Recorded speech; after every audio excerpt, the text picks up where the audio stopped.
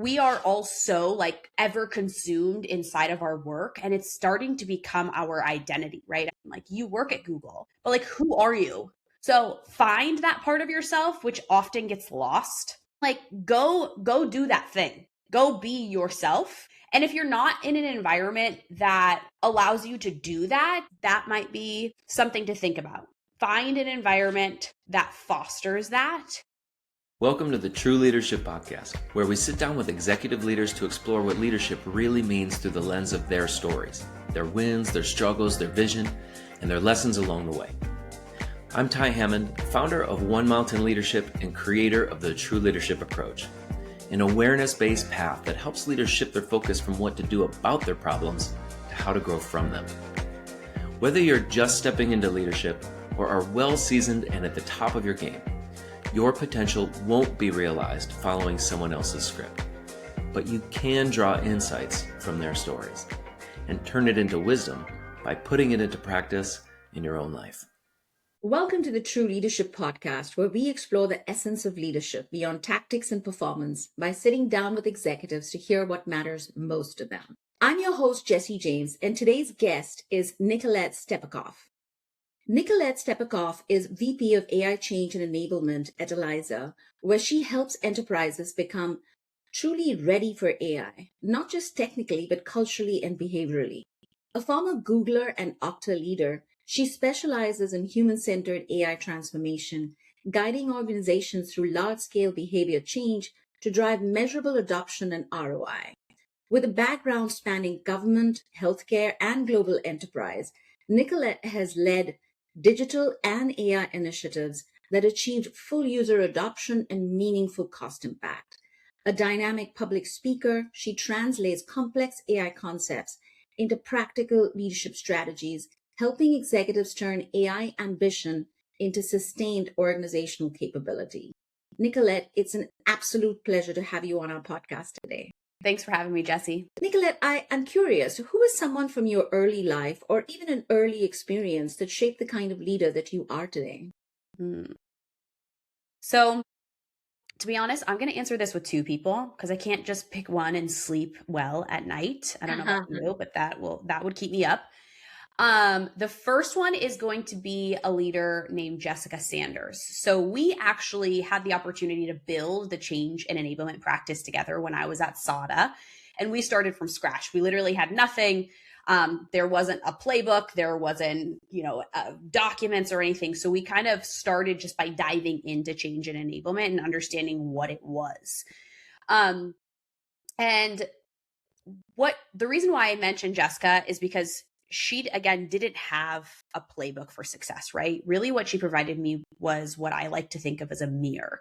So she helped me actually see where my strengths were, which sounds simple at first, but it's really kind of genuinely hard to do for yourself when you're always like heads down, trying to build something, trying to prove something, right? And that clarity really helped me find my path and has continued to be kind of the compass for everything that I have done since then. And that second person is actually Tedra Thomas Burgess. We met when I was at Google and kind of instantly clicked. She started opening doors in my mind that I didn't even know existed, and directions that I would have never thought to look at, whether that be a leadership role or other avenues within my career that was inside of Google or outside of Google. And she's still that person for me. So to this day, when I'm feeling overwhelmed or completely kind of lost, I pick up the phone and I call Tedra, and she has that gift for calming me down and kind of cutting through that noise, and then handling or deciding on a path to go forward. So I would say that everyone needs a Tedra in their life, and I just got lucky to really find mine early. I love that. Everyone needs a Tedra in their lives. Absolutely. What does true leadership mean to you? What, makes a true leader from your experience? This is a really good question because I think that there are a couple of different perspectives on this, Jessy. From my perspective, just based on kind of all of the areas that I've been in throughout my career, I like to focus on making conditions or creating conditions for others to do their best work while also recognizing that they have lives outside of work. Right? So I'm going to be very, again, vulnerable and candid with you. I don't like being the smartest person in the room, nor do I ever think I'm the smartest person in the room. I don't have the answers to everything. I'm often not the loudest voice. And I think that it's about making people feel seen and giving them that kind of space to take ownership, and then actually just getting out of their way, right? And getting out of people's way is really hard for some leaders because naturally as humans, we want to just control everything. I actually heard this interesting analogy the other day about control. There was a study done, and the study found that humans actually, not to our surprise, love being in control. It's just naturally innate in us, right? What they did was they actually went to Disneyland, and there's a ride at Disneyland. I don't know if you've ever been, Jessy. It's called Autotopia. We are avid Disneyland goers. So as soon as this came up, I was like, yes, my 5-year-old loves this, right? Like, so even though Disneyland has wanted to get rid of this ride for years now, because it takes up a lot of space, it still uses gas. Like there's all these other factors behind it. Autotopia is still the most popular ride at Disneyland because kids get to be in control of that car and it makes us feel good. So I think that as a leader, we often need to be reminded of that, right? Like I'm a leader, but the best way to lead, in my opinion, is allowing other people to take ownership and control, and then just let them do their thing. And that's something that I had to learn. And I still continue to practice today, right? Because sometimes, again, naturally as humans, you're like, I could just do this. We're going to do it. It's fine. I'm in control and it's done. But it's about being honest, especially when uncomfortable.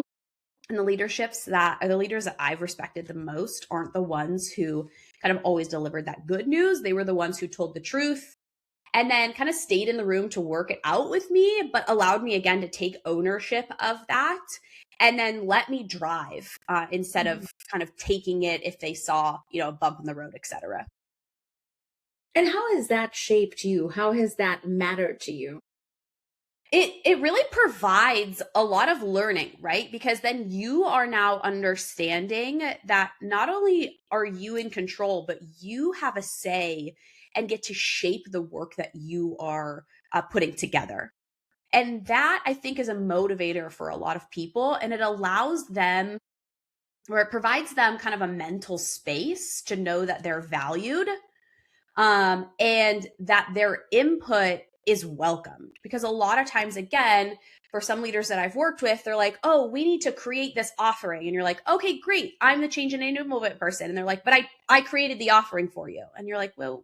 Like that doesn't create a good environment. And I think that has impacted me more now than it ever has before. Got it. Can you share about a time when you realized that your way of leading or living no longer met the demands of your work and life, and it for you? So this is an interesting one, kind of personal, right? So everybody kind of has those career aspirations. And I think that it's hard to take a pause and understand and self-reflect what you could have or could be doing better. I think a lot of people will nod to this answer. And I've been in this situation more than once where I kind of like put my cards on the table at organizations. I made my career aspirations known. I worked with leadership to build out these beautiful plans. I did everything that you're supposed to do. And then nothing really happened, right? Plan just kind of sat there, months went by. And you just start to wonder if you kind of misread the whole situation. Now, you always have to take into account, especially these larger organizations that I came from, right? The shareholders and the politics that are happening behind the scenes. But it really demoralizes you in a way that's hard to describe because it doesn't just impact you. It seeps kind of into how you show up into work every day. So your motivation, your energy that you put into your work, the way you engage with your team, it all kind of takes a hit. And what I realized was after letting that happen to me more than once, which is kind of embarrassing to admit, right? It's that 3 times rule. is that the environment you're either in either sees your value or it doesn't. And you can't talk someone into seeing your value. So I would say like, this is where I stopped trying to convince people of my value and started looking for places that didn't need convincing. And that shift kind of changed everything, right? I wasn't quitting. I was personally deciding that I deserved better, and I went and found those opportunities. Thinking about your journey over the past few years, what's been the most valuable investment that you've made in yourself and your own growth? Ooh, this question, Jessy. Okay, and I tell everybody this, all my mentees, all of my friends who are like, oh my God, that's so cool what you're doing, right? There are two things that I will always, always, always recommend to everybody: executive coaching and therapy. I know some people like flinch at therapy. They're like, oh, nothing's wrong with me though. And you're like, yeah, that's not what it's about, right? And I'm not going to pretend I got where I am just purely on grinding. I think that understanding how I'm wired, where my reactions come from, what triggers me, that self-reflection and work made me better as a leader. Better than any certification course like ever could, right? Those are all great skills, but I think that self-reflection is a huge thing. Another piece is just betting on myself. So taking the leap when things aren't guaranteed, leaving something very comfortable. I actually heard a phrase the other day. What was it? It was like, it was a fire phrase. And basically it was about where these organizations, you're super comfortable, you have all the benefits, you know, you can take your kids to school, you can pick them up, all that fun stuff, but like you're just kind of like going through the flow, right? So leaving that comfortable space for something that just felt right, that's scary. And it's scary for everyone every time, and it never stops being scary. But the pattern of like starting to trust myself and being comfortable with taking those leaps, even when the outcome is uncertain, has really compounded in ways that I just would have never expected. Nicolette, I'd love to hear a story to kind of expand on the fact you called out self-reflection and betting on yourself. Those are so powerful. And, I think, listeners would just love to hear a story about how that really surfaced. How did it manifest for you? What did you do? And what was the impact? Yeah. Right. And it could be either life or work, right? Whatever the situation might be. So I am a mom of two. I like to say three because my husband is also my child. And I think that becoming a mom has changed the way that I lead. And this, I'm going to relate this back to self-reflection, right? Because before being a mom, you're like, okay, I'm working, I'm doing the thing, and I'm going to go live my life outside of this. But now I have to keep humans alive, and I have to teach them how to be good humans. And that alone takes a lot of self-reflection of like, okay, my 5-year-old is throwing a tantrum. Let's pause for a moment. Like, I obviously want to go over there and be like, what's wrong with you? Like, get off the floor, right? But like, she's 5. Her brain doesn't work like that. That's just going to make it worse. So pausing and saying like, okay, take a breath, reflect on this, get down on the same level as her, let her know that I'm here and that I understand it's frustrating. And whenever she's ready, we can talk about it. And I think that as much as I like to tout on like therapy and having coaches behind you and all that fun stuff, I think that being a parent has ever shifted the way that I reflect on every situation, whether that's personal or it within work, because it actually has taught me to be more patient and listen more. And also read between the lines, because a 5-year-old and a 2-year-old, they don't have the language that we have to be able to actually, tell us what they need, or they go about it in such different ways. And you have to kind of dissect that a little bit to really understand what they're trying to tell you. And again, that's not their fault at all. They're small, their brains are developing. But that has also provided me some insight into how different people work and communicate, which I think is key in leadership. Got it. Yeah. Those are some great life lessons. What's your vision for your leadership, your legacy, or the impact that you want to have in the years ahead? Okay. This is also a very good question. I think there are two things that drive me, and I don't think I can actually separate them at first, right? So the first thing is showing that working moms, and these are women across industries, that you don't have to choose. And I want to say that, and then I want to put a caveat to it, because I grew up in an era of like, you can do it all. Okay. So yes, you can be a present parent and ambitious and operate at a high level all at the same time, but it is genuinely very difficult. And here's the key, like you need to be able to have the resources for a support system, whether that means you live near family and they could help, right? Both my husband and I travel. Sometimes we travel at the same time. Who's going to take care of my kids? Like I am very lucky in the fact that my parents live 20 minutes away. His parents live 7 minutes away. But the point here is that like we can't do it all, right? We need that support system in order to be successful. I think one thing that one of my mentors told me is to, again, if you have the resources, to not be scared to outsource.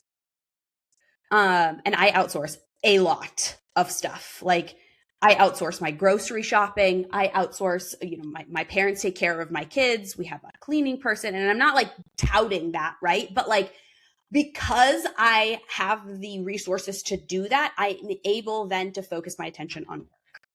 So I think that that has a big impact, and proof that it is possible with that foundation. The second thing is changing how organizations think about change management, right? So going back to work, right now, change management is often treated like an add-on. So companies are pouring money into AI. Everybody's saying, this is what we should be doing, right? And they're doing incredible things with the technology. I'm not doubting that at all. But I think a lot of times what folks are forgetting is the most important ingredient. And that's actually the humans who have to use that technology every day. So just because you build this beautiful AI solution and then you roll it out to your organization doesn't mean that people are actually going to use it, because they don't know what it is, what gap it fills, why they should use it, what's in it for them. All of that methodology and structure needs to be put in place as you're thinking about, even outside of AI, technologies that you're going to put into your organization. Got it. And I'm also curious, what are the ways in which you feel you need to grow personally, right? To develop and realize this vision? So as a parent, I think that personally, and I think that a lot of parents who are listening could relate to this, there's like a constant negotiation happening in the back of my brain of like, am I present enough at home? Like clearly I work at home and that's great, right? But like, am I present enough at home? Am I fully showing up to work? And that answer is that like, it feels like you're kind of always teeter-tottering back and forth. So I think that if once the day ends at work, I could close my computer or put my notifications on my phone for my work apps on do not disturb, like that will help me be more present at home, right? And again, that's not saying that I don't check things or work after my children go to bed, but I think that because I live kind of this split life, that's important. I also think for the change management aspect that I constantly have to go back to the fact and remind myself and everybody that like we're all humans and change is hard for everybody. Even myself, right? I'm a change manager and the new iPhone UI rolls out and I'm like, oh my goodness, the bubbles changed. To like, why did they do this? And it's like really not that big of a deal. But again, it's change. So I think that having constantly like reminding myself again that we're all humans, we're all going through this, will help kind of craft that vision and clarity for future Nicolette. I love that. Nicolette, where do you feel most tested right now? Like what challenges are stretching you the most in leadership and life? I hate to do this, but I mean, I'm going to go back to being a parent and working. Like, Yeah, it's a absolutely. stretch. Let's go there. It is a challenge that like nobody can prepare you for. Like, Mm-hmm. I thought getting a master's degree was hard. Like, this is the most challenging but yet rewarding thing that like anybody could ever do. I think that again is kind of where I'm being stretched, Mm-hmm. because there's no off moments.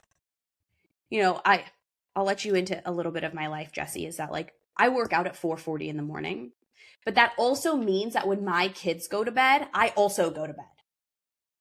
So it is literally like wake up, work out, work, kid, mom, go to bed. There's none of this like that you see on social media of like, oh, it's 10 o'clock, I'm going to lay on the couch. Like maybe on a Friday or a Saturday, but during the week, like that is my routine. I'm also very routine oriented. So I would say that's a stretch. If my routine gets off, whoo, girl, don't come talking to Nicolette, because I'm like, I didn't get it in today. Like that's, but I think that those two areas are kind of where I'm most stretched at the moment. Got it. Yeah, so much of that resonates for me as well. And not the waking up at 4:40 though. That's so this last question is more of an invitation. So you have this time and space here to offer to our listeners, whatever it is that's top of the mind for you, top of the heart for you, straight from the heart, anything at all. The floor is yours. Take your time. We are in one of the most genuinely exciting and genuinely terrifying moments in history. AI is moving so fast, and it's like super uncomfortably fast, right? There's so much noise about the technology itself. Like, what can it do? Who is it going to be replaced? What comes next? But really, again, nobody's talking about the people sitting in the middle of all of it. So the people who got handed a new tool on Tuesday with a 2-page PDF as their training, like the manager who's supposed to lead their team through a transformation, but they don't fully understand like what the transformation is themselves, right?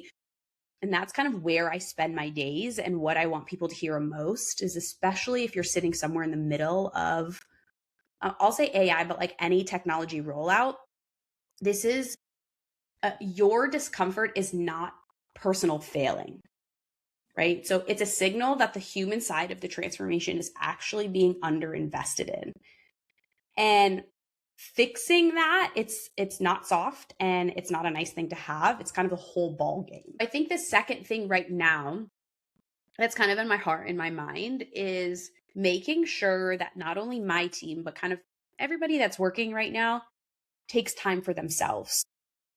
Look, not everybody can get up at 4:40 in the morning. I know that. Like my husband's like, you are insane. I can't do that. He like goes to the gym at 11 a.m. But that's also the point of like, he finds that time for himself. So our outlet is going to the gym and working out. That's my time at 4:40. If you need to find a time within the workday to go move your body or go do something that like is a little bit of a release for you, I would highly encourage you to do that. We are all so like ever consumed inside of our work, and it's starting to become our identity, right? I used to, when I worked at Google, people would do this a lot. Like it is everybody's dream to work at a company like Google. And I would go out with colleagues and they would introduce themselves to people and they'd be like, hi, my name is, Jane, and I work at Google. And you're like, but that's not really you, Jane. Like you work at Google, but like, who are you? So find that part of yourself, which often gets lost, and like, go do that thing. Go be yourself. And if you're not in an environment that allows you to do that, that might be something to think about. Find an environment that fosters that and says, okay, but you're going to go to the gym at 11 a.m. That's fine. But on those days, let me tell you, like my husband, I know that he goes to the gym at 11, but he might work until 6 or 7 because he took an hour to go to the gym. So he needs to kind of make up for that later on. So that part isn't lost. But knowing that like he has that time set aside is definitely something that's very, very important. And I think everybody needs that, no matter what chapter you are. Nicolette, I appreciate the wisdom that you've shared here today with me. I've gotten so much out of this conversation, and I'm sure whoever listens is going to benefit equally. Just thank you so much for coming on the True Leadership Podcast. Thank you, Jessy. Appreciate your time. You're so welcome. That's it for this episode of the True Leadership Podcast. If you enjoyed this conversation, you can subscribe to YouTube, Spotify, Apple Podcasts, or wherever you're listening to this to catch future episodes. This conversation was brought to you by One Mountain Leadership, where we help leaders grow the capacity, confidence, and presence of true leadership through the True Leadership approach. To learn more about the approach, our offerings, our community, and how we can help you realize your potential in both leadership and in life, visit us at onemountainleadership.com.